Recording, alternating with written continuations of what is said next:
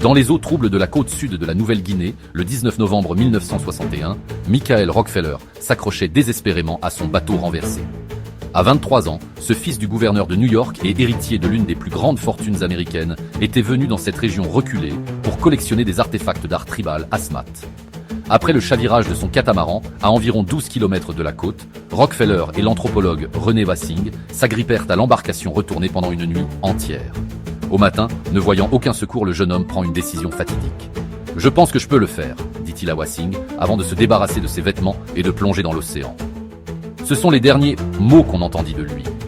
Wassing fut secouru le lendemain, mais aucune trace de Rockefeller ne fut jamais retrouvée. Les hypothèses les plus sombres circulaient: noyade, attaque de requins ou de crocodiles, et selon des rumeurs persistantes, capture et cannibalisme par les tribus locales avec lesquelles il cherchait à établir des contacts. En 2000, le documentariste Fraser Heston, fils du célèbre acteur, exhume une vidéo tournée en 1969 qui relance les spéculations. On y voit un homme blanc en pirogue avec une tribu papou. En 2014, l'exploration documentaire de Carl Hoffman suggère que la rumeur macabre d'anthropophagie pourrait être fondée.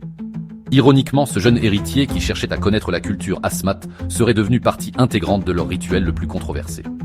La disparition du fils d'une des familles les plus puissantes d'Amérique, dans l'un des derniers territoires inexplorés du monde, est devenue l'un des mystères les plus fascinants du XXe siècle.